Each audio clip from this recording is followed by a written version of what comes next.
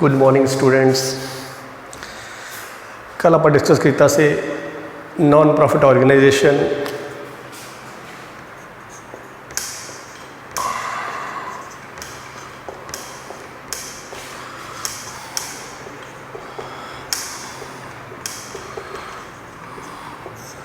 कल आप डिस्कस किया कि नॉन प्रॉफिट ऑर्गेनाइजेशन की है। तो ਆਪਾਂ ਨੂੰ ਕੋਰਲੇਟ ਕੀਤਾ with final account cash book ਤੁਹਾਡੇ ਪਿਛਲੇ ਸਿਲੇਬਸ ਨਾਲ ਕੋਰਲੇਟ ਕਰਕੇ ਆਪਾਂ ਉਹਨੂੰ ਡਿਸਕਸ ਕੀਤਾ ਸੀ ਕਿ ਨੋਨ ਪ੍ਰੋਫਿਟ ਆਰਗੇਨਾਈਜੇਸ਼ਨ ਕੀ ਹੁੰਦੀਆਂ। ਇਹ ਉਹ ਸੰਸਥਾਵਾਂ ਜਿਹੜੀਆਂ ਬਿਨਾਂ ਪ੍ਰੋਫਿਟ ਤੋਂ ਕੰਮ ਕਰਦੀਆਂ।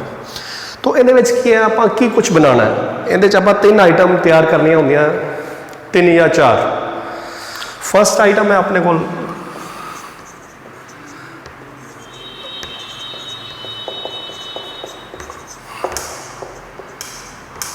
receipt and payment, second है income and expenditure, थर्ड है अपने को कैपिटल,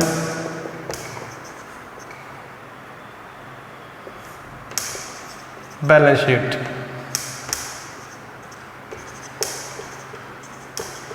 एक है कैपिटल फंड और बैलेंस शीट। तो की हुंदा कि अपने को जो भी आप नॉन प्रॉफिट ऑर्गेनाइजेशन कोई भी सम अपन आता है, आपको कैलकुलेट करना, आप सरप्लस निकालना है, बैलेंस शीट निकालनी है, उनका सोल्यूशन निकालना। तो किदा हुंदा है, या आपको रिसीट एंड पेमेंट दी होंगी है, उनके तो इनकम एंड एक्सपेंडिचर बनाना है, या इनकम एंड एक्सपेंडिचर दिता उनके तो रिसीट एंड पेमेंट बनानी है, और उस तो बाद कैपिटल फंड निकालना और बैलेंस शीट तैयार करनी। तो ये कितना होंदा सारा कुछ, ये आप नैक्सट देखांगे। अज आप थ्योरी बेस चलते हैं। इन्होंने जिदा कि आप प्रॉफिट एंड लॉस निकालते सी, उन्हें अपने को आइटम आंदियां सी, खर्चे आते सी, डायरैक्ट एक्सपेंसिस, इनडायरैक्ट एक्सपेंसिस, उस तो बाद इनकम्स, डेप्रीसीएशन, वेजिस, सैलरी, ये वो सारा कुछ आंदा सी। इदा ही इहदे विच कुछ आइटम्स उहदे नाल दियां होणगियां, कुछ आइटम उहनां नालों चेंज होणगियां। तो अज आपां डिस्कस करांगे कि जदों आपां ये चीज़ करदे हां चैप्टर, उहदे विच किहड़ियां आइटम आंदियां ने, तो उनकी डिटेल मैं तुहानूं समझाऊंगा कि वो की हुंदियां। ठीक है,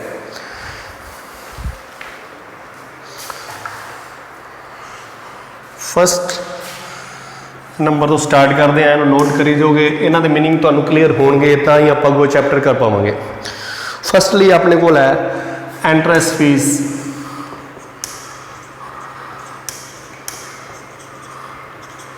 या एडमिशन फीस।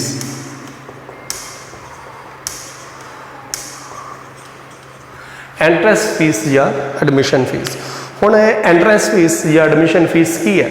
एंट्रेंस फीस या एडमिशन फीस है जो आप कोई संस्था इंस्टीट्यूट तैयार करते हैं, बनाने, उन्हें आप कुछ पैसे पाने कि ला भी कोई भी पार्टनर जड़ा, कोई भी सहयोगी, कोई भी दान पात्र, कोई भी दानी सज्जन जड़ा कि अपनी इस इंस्टीट्यूशन में भाग लेना चाहता है, उन्हें वास्ते आप एक एंट्रेंस फीस रखते हैं कि ला भी जिन्हें साड़ी संस्था को ज्वाइन करना है, असी इस संस्था का आ मोटिव है, आ अपना काम है, आप लोगों की भलाई को किस तरह करांगे, गरीब बच्चों की स्टडी वास्ते चलो लैट सपोज आप करते हैं कि यह खर्चे करने, अभी इंस्टीट्यूशन बनाया, इन्ने बच्चों को असी किताबां देनियां, कापियां देनियां, उन्होंने साल की फीस देनी है,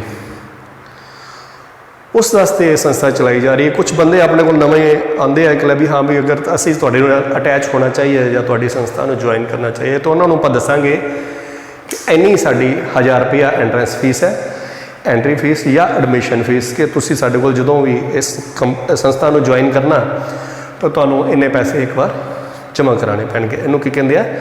एंट्रेंस फीस या एडमिशन फीस। सैकेंडली है लाइफ मैंबरशिप फीस।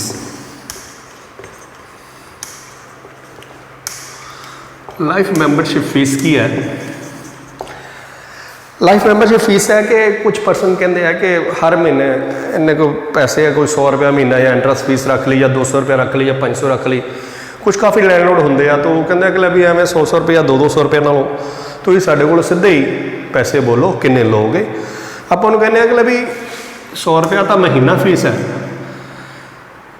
जिन्हों ने तो मैंबर बनना पर मंथ के अकॉर्डिंग 100 रुपया महीना उन्होंने एंट्रेंस फीस है। जिन्होंने लाइफ मैंबरशिप फी लैनी है, लाइफ मैंबरशिप की होंगी है कि एक बारी मैंबरशिप ले लैनी है, सारी उम्र वास्ते पैसे दे देने, उन्होंने 5000 या 10,000 जो भी अमाउंट आप फिक्स करते हैं वो एक लाइफ मैंबरशिप फीस होंगी है। तो life member life full life वास्ते वो संस्था का मैंबर बन जाता है। यह फीस दे के होल लाइफ वास्ते सारी उम्र वास्ते उस संस्था का मैंबर बन जाता। तो थर्ड है स्पैशल रिसीट्स।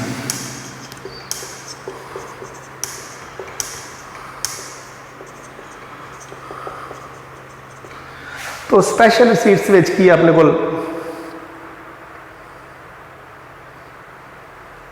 स्पैशल रिसीट्स ऐसा है कि भी कुछ परसन आते हैं कि भी अपने को अपने इंस्टीट्यूशन आते आपको मिलन आते हैं, तुसीं की कर रहे हो, उन्होंने जी असीं इन्ने बच्चों को अडॉप्ट किया, उन्होंने अपने होस्टल खोल के दिता है, असीं उन्होंने खाना खवा रहे हैं, असीं उन्होंने ये कर रहे हैं वो कर रहे हैं, उन्होंने फीस दे रहे हैं। वो कहते भी आता है कि भी इन्हों का मैं इन्हों वास्ते कुछ एक्सट्रा करना चाहना। आप कहते की करना चाहते हैं, वो कहते मैं दिवाली वास्ते दिवाली के मौके पर इन्हों वास्ते कुछ फंक्शन वास्ते पेमेंट करना चाहना। वो आपको 5000 रुपये दिंदा है। वो कहता कि भी इन्होंने दिवाली के खर्चे करने हैं, इन्होंने इन्होंने पटाखे लैके देने हैं, या इन्होंने मिठाइयाँ देनिया, इन्होंने स्वीट्स देनिया, या इन्होंने कोई कपड़े लैके देने हैं। तो ऐदा ही कुछ होर परसन आते हैं, वो कहते भी ये बच्चे हैं खेलन भी अच्छे होंगे, आप इन्होंने स्पोर्ट्स वास्ते फंड देने हैं। वो कहते भी स्पोर्ट्स वास्ते की है कि मैं 10,000 रुपया दे रहा, इन्होंने किट्स लिया दो, क्रिकेट किट लिया दो, होर बॉल बैट जो भी सारा कुछ लैके दे दो, और अगर पैसे होर लगनगे तो मैं होर भी फंड इनके वास्ते दे देंगा। तो इस तरह के कुछ फंड जोड़े आप स्पैशल किसी आइटम वास्ते उन्होंने देने, उस बच्चों की सहायता करने या किसी भी काम के किसी सहायता करने, कोई अलग तो एक एक्टिविटीज़ वास्ते जो फंड दिता जाता उन्होंने कहते हैं स्पैशल रिसीट्स। उस तो बाद है डोनेशन।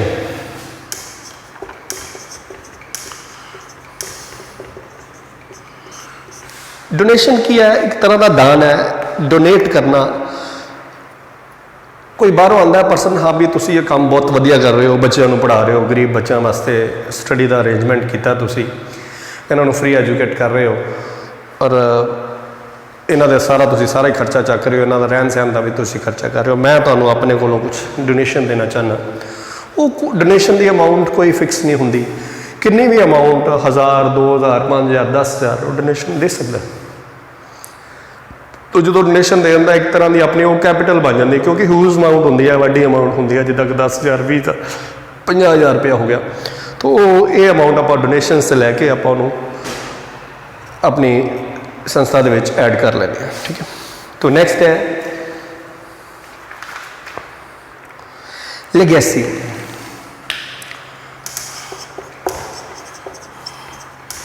ये लेगैसी की होंगी है? लेगैसी होंगी है कोई परसन है, कोई बजुर्ग है, रिटायर होया, उनके कोई फैमिली नहीं है, या फैमिली फॉरन रही है, या उनके बच्चे बुच्चे सब विआहे हुए आ, वो कला हैगा, या उनके कोल बहुत ज़्यादा प्रॉपर्टी है। तो कहता भी तुसी ये संस्था इतने चला रहे हो, तो मैं तुम्हें अपना ये मेरे को फार्म हाउस है, या मेरे को कोई लैंड पई है, ये जगह मैं तुम्हें इस इंस्टीट्यूशन में दान ही कर देना, पेरेंटल प्रॉपर्टी या कोई होर प्रॉपर्टी सारी सारी डोनेट कर देना। उन्होंने की कहते हैं लीगेसी, राइट। तो next sale of used sports material.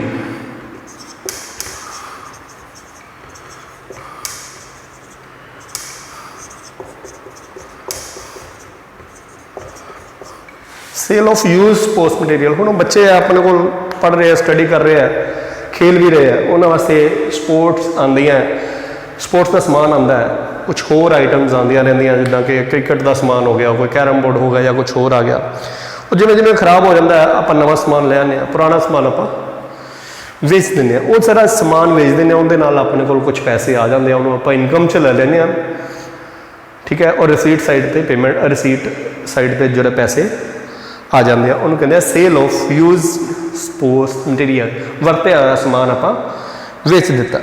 Next है sale of old assets, sale of old एसैट्स।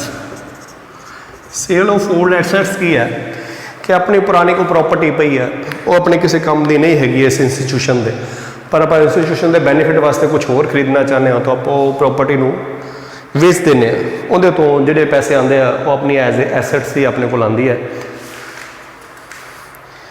उस तो बाद है sale of old newspaper, sale of old newspaper. देखो रूटीन च आप न्यूज़पेपर लगाए होंगे इंस्टीट्यूशन से बच्चों के पढ़ने वास्ते, और जो भी बच्चे पढ़ते रहते हैं और यूज़ करते रहते हैं। आफ्टर दैट जो रद्दी इकट्ठी हो जाती है, क्योंकि अज का पेपर अज ही पढ़िया जाता है, कल नहीं पढ़िया जाता, तो इदा जो भी सारी रद्दी इकट्ठी हो जाती है उन्होंने आप सेल कर दें। तो सेल ऑफ ओल्ड न्यूज़पेपर, ये जो पैसा इकट्ठा होता है अपने को इनकम आ जाता है। उस बाद है सबसक्रिप्शन, बहुत ही इंपोर्टेंट पार्ट है इस चैप्टर का, बहुत ही अहम पार्ट है सबसक्रिप्शन। सबसक्रिप्शन होंदा है चंदा। चंदा की होंदा है कि जो भी आप सारे मैंबरस बन गए इस इंस्टीट्यूशन दे विच आप काम कर रहे हैं, तो एक राशि फिक्स कर दी जाती है कि हर एक मैंबर 100 रुपया महीना या 200 रुपया महीना या 500 रुपया महीना, जो भी आप फिक्स करते हैं, हर एक मैंबर इन्ने रुपए इस इंस्टीट्यूशन को देगा। उन्होंने कहते चंदा। चंदा की होंदा है एक तरह का दान ही होंदा है, तो उन्होंने यूज़ करते हैं वर्ड सबसक्रिप्शन। सबसक्रिप्शन की है कि किन्ने मैंबर्स है, मान लो 200 मैंबर बन गया, 500 मैंबर बन लिया, कोई लिमिट नहीं होंगी, इन्ने मैंबर बन चुके हैं और सारे मैंबर्स को आप हर महीने 100 रुपया इकट्ठा करना है, या साल दे विच किन्ने पैसे लेने हैं या महीने में किन्ने लेने, वो आप डिस्कस करके अपने लैवल पर वो कर लेने। उन्होंने की कहते हैं सबसक्रिप्शन, चंदा। हर महीने या 2 महीने बाद या 6 महीने बाद या साल बाद जो भी आप डिस्कस करते हैं, जिमें भी आप एडजस्ट करते हैं, उमें वो लिया जाता है। राइट। सबसक्रिप्शन तो बाद अपने को ऑनरेरियम। ऑनरेरियम की होंदा है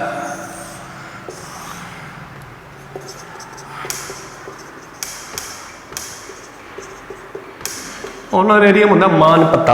मान पत्ता की कहते हैं, मान पत्ता किनू कहते हैं, जिदा कि आप एक स्कूल एक टीचर रखते हैं,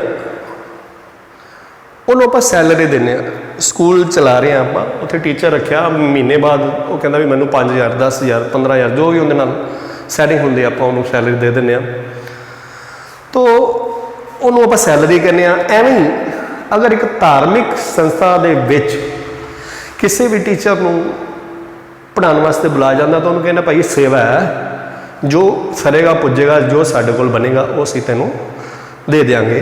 तो that is honorarium, that is honorarium, उन्होंने आप ऑनरेरियम कहने। एक स्कूल टीचर की सैलरी ऑनरेरियम है। एक जी आप संस्था खोली है, उस अगर कोई टीचर पढ़ाने आता है बच्चे को, उन्होंने जी पेमेंट करते हैं वो सैलरी के कंपैरेटिवली उन्होंने ऑनरेरियम किया जाता है। राइट। उस बाद है रेवेन्यू एक्सपेंसिस।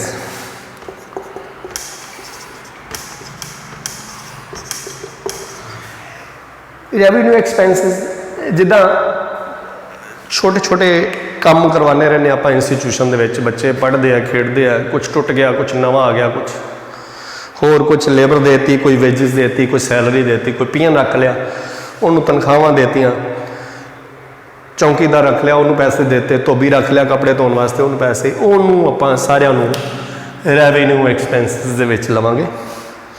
उस बाद है रेवेन्यू रिसीट्स।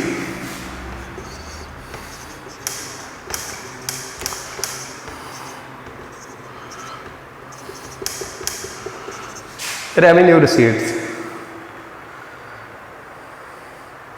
रेवेन्यू रिसीट्स जिदा आप सबसक्रिप्शन ली सी या कुछ होर पैसे इकट्ठे करते रहे, अपने बैंक में पैसे जमा हो गए, उन्हें तो अपन ब्याज मिल गया, कुछ होर कितों कलैक्शन आ गई, दैट इज रेवेन्यू रिसीट्स। की कहांगे उन्होंने? Revenue receipts.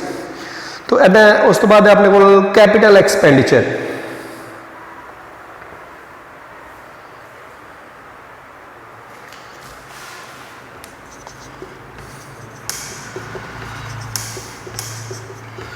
कैपिटल एक्सपेंडिचर है जी आप मनी कोई फिक्स आइटम या कुछ होर जी आप इंस्टीट्यूशन चला रहे हैं उनके वास्ते एक मोटी इन्वेस्टमेंट करते हैं जिन्हें आपू जी आपू कंटिन्यू चलती रहती है। जिदा कि आप बच्चों वास्ते एक लाइब्रेरी बनाने वास्ते किताबां खरीद लिया, क्रिकेट टीम उस इंस्टीट्यूशन की चलाने वास्ते एक आप स्पोर्ट्स मटीरियल खरीद लिया, एक कैपिटल एक्सपेंडिचर बन गए वो अपने को चलता रहेगा मटीरियल। जिदा मैडिसन आप वास्ते मैडिसन वास्ते कुछ इंस्ट्रूमेंट खरीद ले तो वो जी आइटम होंगे जिदा लाइब्रेरी बुक्स है वो लाइब्रेरी बुक्स हर साल बच्चे पढ़न के चलदियाँ रहनियाँ, वो खराब तो होनी जानियाँ, सिट तो आप देने नहीं तो कंटिन्यू होणगियाँ। तो इन्हों के जोड़े एक्सपेंडिचर होंगे उन्होंने कहते हैं कैपिटल एक्सपेंडिचर। तो इदा कैपिटल रिसीट्स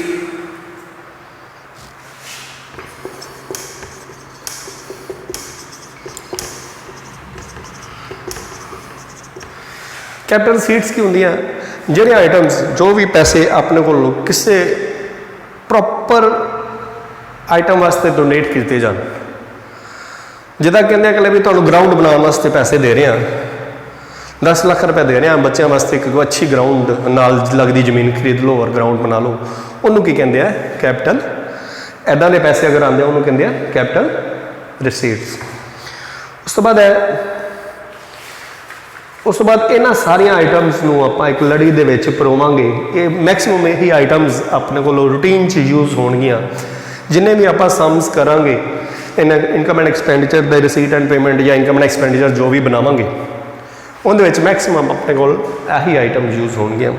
तो आइटम को अज अच्छी तरह तुसी डिस्कस करना है। कल आप क्लीयर किया meaning of non profit organisation. अज जी नॉन प्रॉफिट ऑर्गेनाइजेशन के जो भी आइटम्स आनिया ने, जो बननिया ने और जो आनिया ने, सारी आइटम्स तुहाडे नाल डिस्कस हो गई।